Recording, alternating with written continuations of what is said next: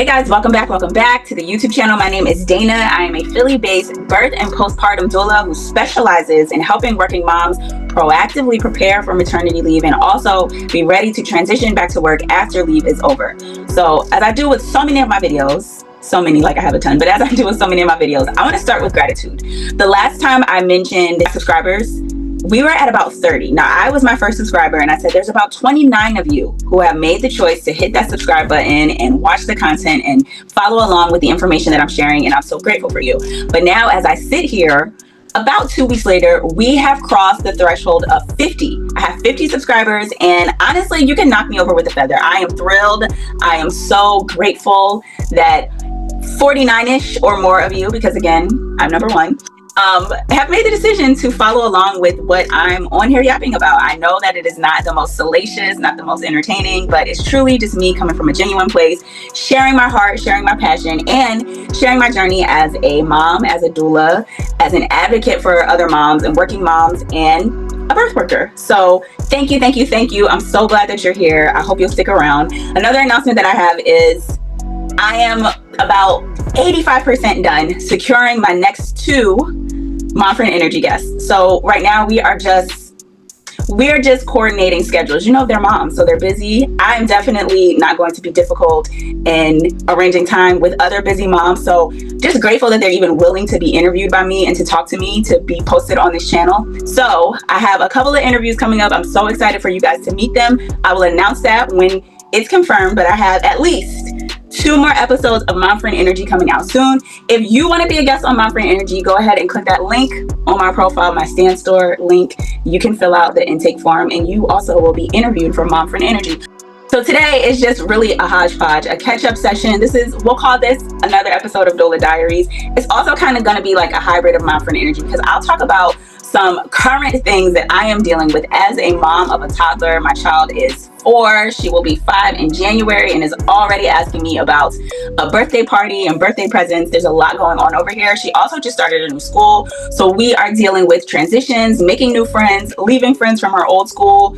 I can see the maturity starting to pop its head in, but also running back for the hills and hiding because she still feels like she is a baby. Okay, well, I have a lot going on with her. I also have a lot going on with myself, right? I don't really talk about this a lot on the channel. I've mentioned it a couple of times, but it's not really something that I feel defines me or, you know, like is a standout in my content. But I have mentioned it before and I'm not ashamed about it. I'm a single mom, so I am the primary parent. I'm really the only parent, right, that my child has to go to. So there's not really somebody that I can just tap in, right, and have the opportunity to tap out when I'm feeling overwhelmed, overstimulated, tired, in need of a break. I really don't have the option. And I know that a lot of my clients actually are not single moms. A lot of my clients are in wonderful relationships with amazing partners that are supportive of them, that are really all in when it comes to planning and preparing for the labor and delivery experience. And also something that I really am keen on and focus on a lot with clients is preparing for postpartum, because it really sets the stage of what's going to be happening in your ongoing journey of motherhood, right? How can you set the foundation of support, of self-care, self-awareness, and also setting boundaries? If you don't have that figured out, at least in postpartum, it might take you a little while to figure things out. You're like building the track as you're going. I mean, that's with anything in life, but it's really good to have conversations before baby gets home, before baby gets home, before you are in the process of postpartum. And if you need to make adjustments and changes, it doesn't have to come through conflict. We can talk about that in another video. We can talk about conflict and why it seems like relationships break down whenever there's a baby that comes. I feel like there's a reason for that, but that's just my own personal take. But I don't want to talk about that today. I want to talk about me. Stick with me. It'll make sense. So this week we are in late September. I don't know when you guys are going to watch this, but we're in late September 2025, and this week there is a Jewish holiday that the schools in my city, most of the public and private schools in my city recognize. So the kids did not have school this week on Tuesday, right? Now, typically, I enjoy my time home when my daughter is away at school because it's like, okay, great. I just have some quiet time. Obviously, I'm spending that time working, but the beauty of working for myself is if I feel like I need to just take a personal day to rest, to recharge and recover, I'm not feeling it, my energy's not quite there, it's great because she's at school and I can devote that time to it. But Tuesday, I did not have that, and Tuesday was a day where I could have really used some me time, but I didn't have it. So what we did, we took a walk. We're here in Philadelphia, so we went to something called the Drive, Kelly Drive over here. There's boat houses. It's a popular area where a lot of people ride their bikes, they jog, they run, they go to museums. There's like different things. It's like recreational stuff. It's right near where we don't really call our main area downtown. We call it Center City. So it's kind of like at the start of downtown. It's on the outskirts of our large park called Fairmount Park, kind of similar to Central Park in New York. Not as big, but the Philly version of it. So I took her down there because we were actually driving and she asked to get out and take a walk. And I said, you know what, that's a really great idea. Because I always start my day with prayer, meditation, try to start out slow before I wake her up and it's like off to the races. I started my day, but I still wasn't feeling, right? It still was kind of, I would say, like low energy. So we took the walk, we stopped at a cafe, we ate breakfast overlooking there's a big river that goes across the city called the Schuylkill River. So we had breakfast overlooking the Schuylkill River. It was really cute. And the plan for later that afternoon was to take her to the zoo. So we went home, I took a nap, but I still was not feeling it. We took a nap and got dressed, went to the zoo, walked around for a little bit. Even though it's a late September and fall has started, fall has arrived, it was still hot. It was like close to 90 degrees, so it was just hot. The animals are kind of funky. We love the animals. We love looking at the animals, but they kind of stink, right? So the smells were a bit strong, it was very pungent. And I just was like, not in the mood. She wanted to hold hands the entire time. And I was like, Mom, I don't want to hold hands, right? I don't have a nice way of saying I do try to be nice when I say can we not hold hands? I really don't want to hold hands. Can we just walk next to each other? So instead of holding my hand, she was grabbing at my clothes, grabbing at my wrist.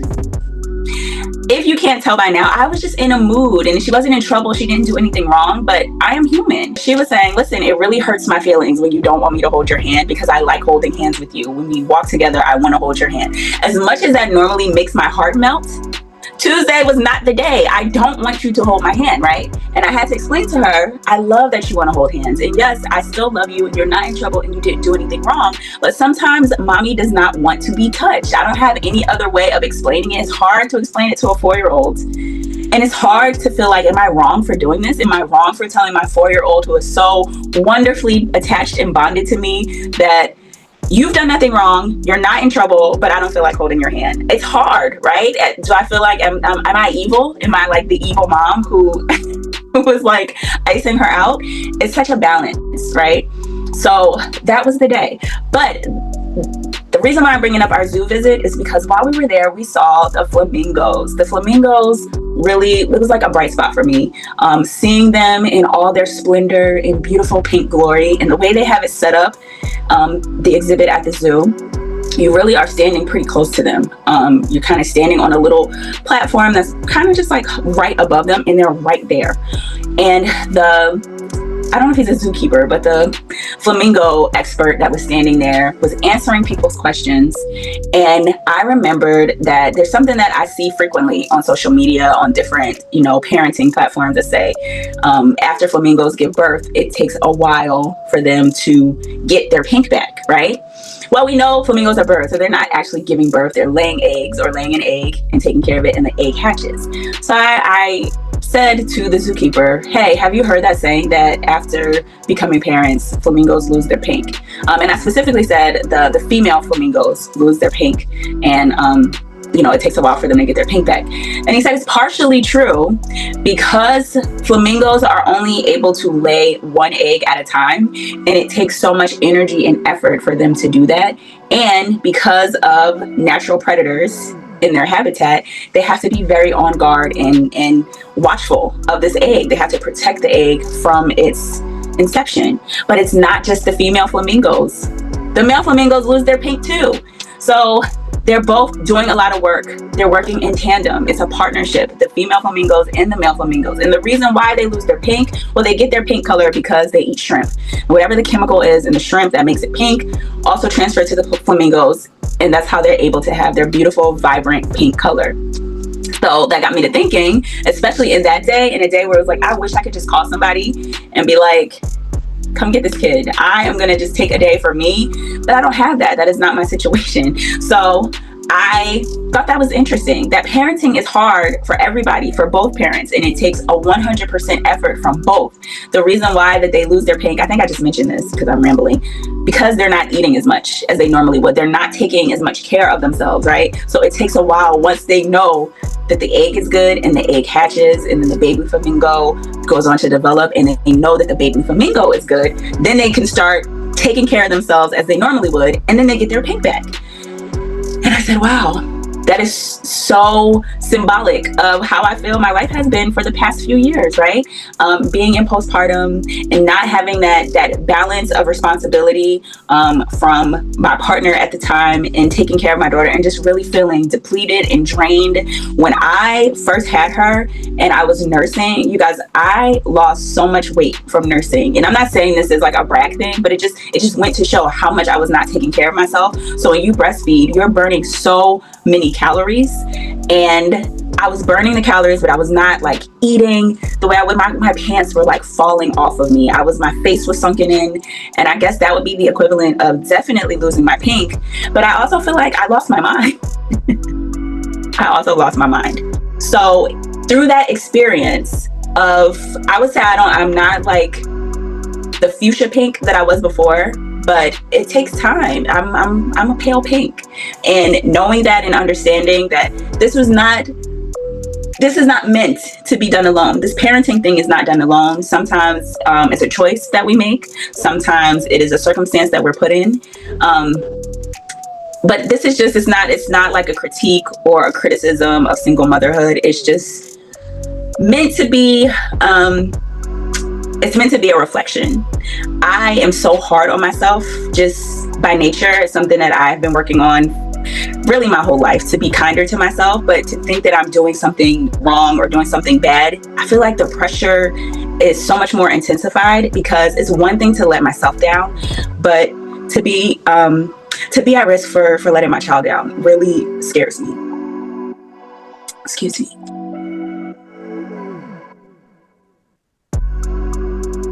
The fear of the risk of letting my child down really scares me. And no, I will never be a perfect parent. No one ever will be. I'll never be the perfect mom.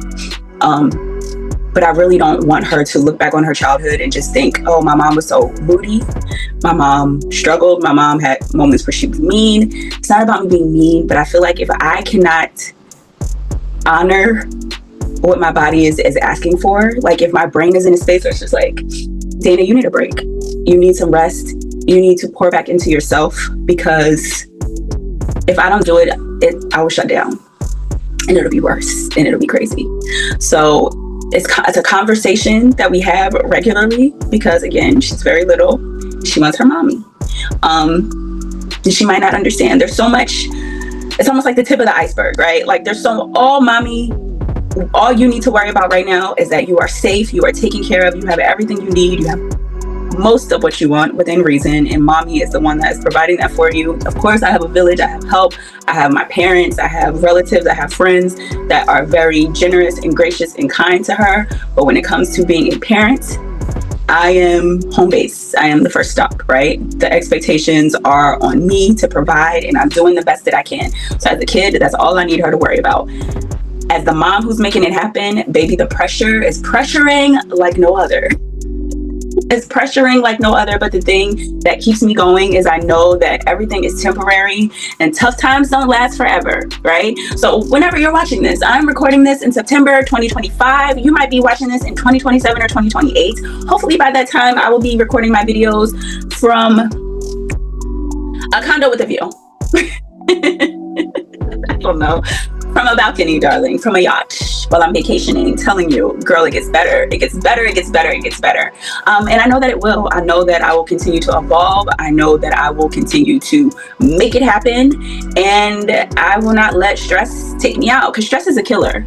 So I'm sharing this to say, it's a pep talk for myself, but it's also a pep talk for you. And hey, if you happen to not be a single mom, then I'm really happy for you. I'm really happy. And I want you to know how blessed you are. I want you to know that you are still entitled to ask for help, for breaks. And I want you to have healthy communication with your partner, to let them know, listen, you got to step in and you got to step up. And I need to have a day, if it requires a day for you, if it requires a weekend, to be like, these are your kids. Come get your kids. I don't want to, you as a mom or as the maternal figure in the relationship, you're not the only one who is able to give out like the physical affection. You're not the only one that can feed these children. You're not the only one that can get them ready for school. You're not the only one that can get the house together, right?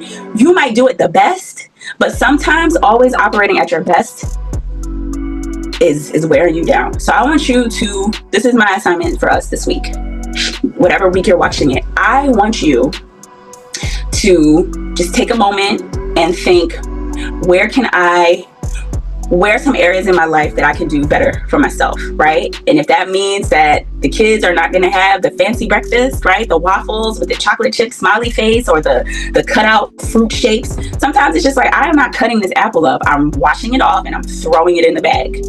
And that'll be fine. You'll live. You will survive. My daughter's so used to the homemade sushi for lunch.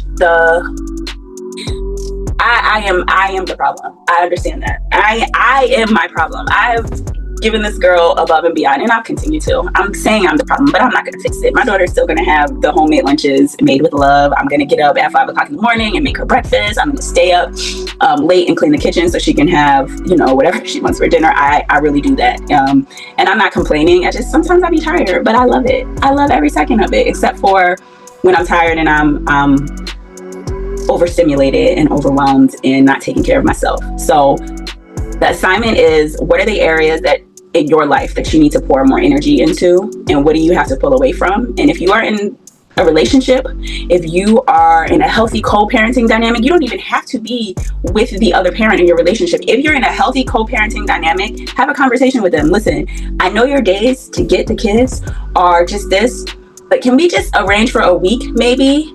Just, in the future, don't spring it on them. Let's say, hey, in the near future, I'd love to really do something for myself to really fill my cup. It'll be best for the kids. It'll be really good for me. Would you be able to just get them for an entire week? See what they say. I think it's so pathetic when people ask me, what do you do for fun? And I don't know. Fun. That is an interesting concept. I feel like all of my schedule time, free time, my weekends are just about what she's doing. So Saturday, she has 2 hours. She takes 2 dance classes back to back. Can this child dance?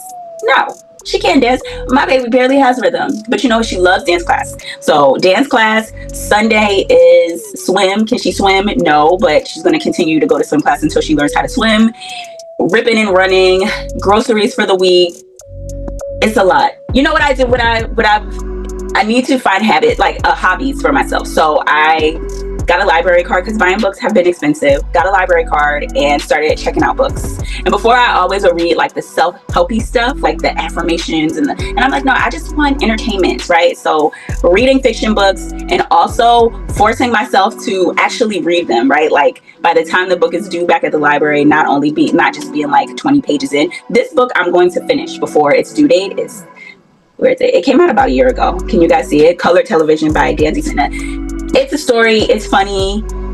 I love it, right? It's just something for myself that I can just, instead of laying in bed and doom scrolling or watching stuff on TV, the stuff on the streaming platforms are going to be there. You don't have to watch it when it first debuts, right? You don't have to do that. You can catch it when you have a moment to catch it. I just now finished the Anna Delvey series on Netflix. That was from years ago. I don't want to watch the Hurricane Katrina stuff on Hulu and Netflix because I feel like I don't want to be angry for the next month, but I will eventually get on to watching that. Apple TV Plus has some really good, Apple TV Plus has some really good stuff, really good shows. Palm Royale, Drinking. I forget the show with, I'm going to put it on here. Such a good show. Had me crying and everything. So yes, Apple TV Plus, love it. Almost all the shows on there are winners.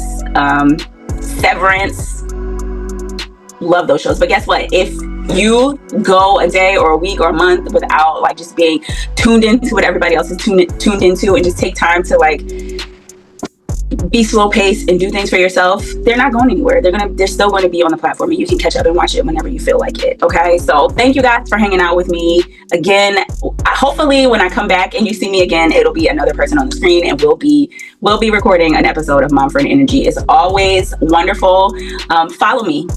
Follow me on social media. I am at Daina the Doula everywhere. If you haven't subscribed yet, please subscribe. I'm just over the moon and thrilled that you're here. I hope anything that I've been sharing and talking about with you guys have been helpful, and give me feedback. You guys can ask me questions in the comments. I would love to have enough engagement to be able to do a Q&A, like doula stuff, mom stuff, single mom stuff. You let me know. Okay? I will see you guys the next time. Have a good one.